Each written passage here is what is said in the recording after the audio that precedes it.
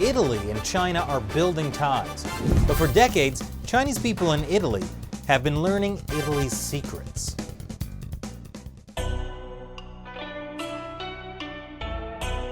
Welcome back to China Uncensored. I'm Chris Chappell. In the 13th century, Venetian explorer Marco Polo visited China. There, he allegedly learned the secret of making noodles and brought it back to Italy to make a knockoff version called spaghetti. But now, China is learning something from Italy. Shelley Zhang went to Italy to find out more.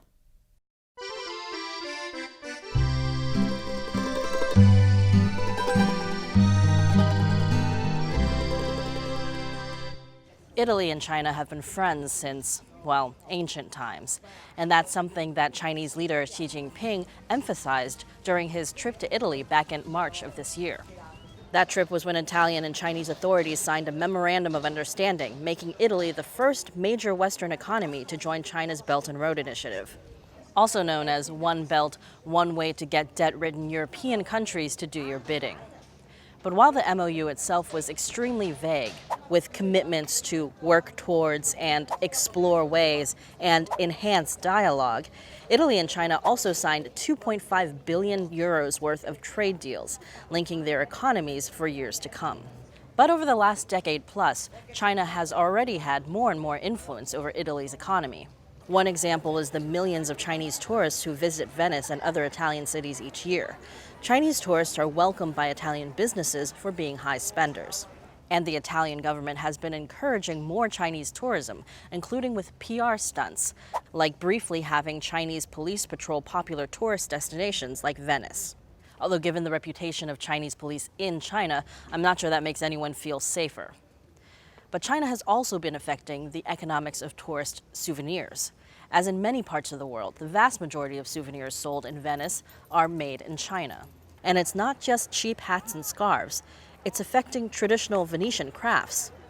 No, traditional Venetian crafts, like these masks, which have been made by hand here in Venice for hundreds of years.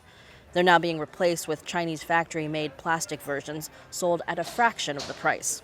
And everywhere I went, I saw stores selling discount leather bags.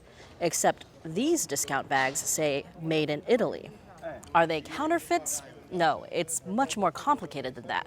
And the answer lies here in Prato. With almost 200,000 people, Prato is the third largest city in central Italy. And it's been famous for making textiles since the Middle Ages. Well, textiles and biscotti. But outside Prato's medieval walls, the face of the city's textile industry has changed rapidly in the last 20 years. This is the Via Pistoiese, home to Prato's Chinatown. Officially, around 20,000 Chinese people live in Prato, but the actual number may be almost triple that due to illegal immigration. Prato has the highest concentration of Chinese immigrants in Italy, and almost all of them are from the city of Wenzhou in China's Zhejiang province. Back in the 1990s, Chinese immigrants came to Prato to work in the textile factories, and then to buy the textile factories. By then, many Italian-owned factories were losing business to cheaper fabrics made in, well, China. But instead of making fabric, the Chinese factories in Prato would import fabric from China and make cheap, fast fashion, undercutting the locals.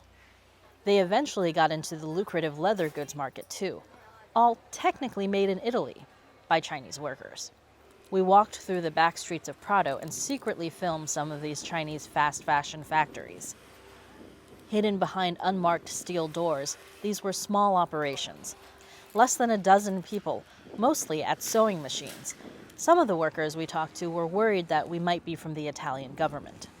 The Italian government has conducted a lot of raids on Chinese factories, following reports of sweatshop conditions, illegal workers, and unpaid taxes. We did witness some questionable safety practices. Remember, kids, don't sew and smoke. And workers at the types of factories we saw have talked about working long hours and sleeping in the factories. But some Chinese factory owners feel unfairly targeted, especially since they've revived the economy of places like Prato. For example, Chinese factories may evade taxes, but you could argue that in Italy, tax evasion is practically a national pastime.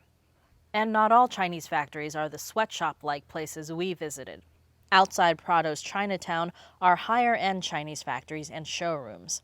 Some of these make products for famous Italian fashion houses like Prada and Gucci. And that's given rise to a Chinese middle class in Prado.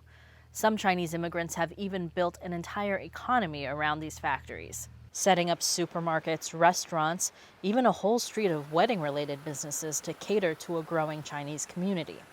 I mean, who wouldn't want to eat at Ravioli Leo's? But critics say the Chinese money isn't going into the Italian economy.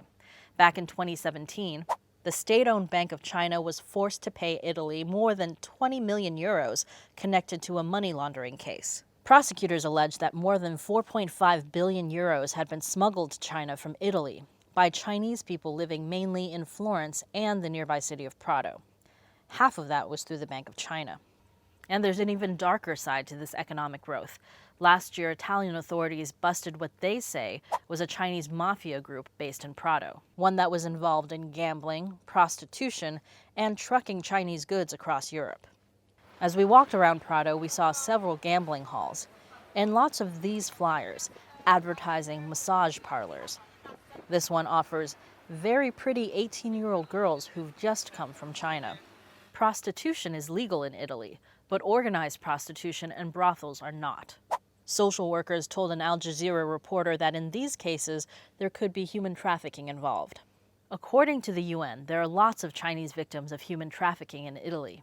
They could end up doing forced labor in textile factories in cities like Prato, or doing sex work in apartments and massage parlors. Prato, with all of its complications, is a microcosm of how globalization has linked the Chinese and Italian economies. And that's before the Chinese and Italian officials started talking about even more cooperation. After the two countries signed the Belt and Road Agreement, Italy's deputy prime minister praised it as a day when Made in Italy has won. But as a trip through Prato shows, China is changing what Made in Italy means. Chinese companies, often exploiting workers in the same factory conditions they'd have in mainland China, can legally take advantage of the high-quality Made in Italy brand, until that brand loses its meaning and the money leaves the country. So ultimately, the one who benefits from this Made in Italy partnership might just be China. Thanks, Shelley. So what do you think? Leave your comments below. And remember, China Uncensored is funded mainly through viewer contributions. Visit patreon.com/China Uncensored and contribute $1 or more per episode. Your support allows us to keep making great episodes like this. Once again, I'm Chris Chappell. Thanks for watching China Uncensored.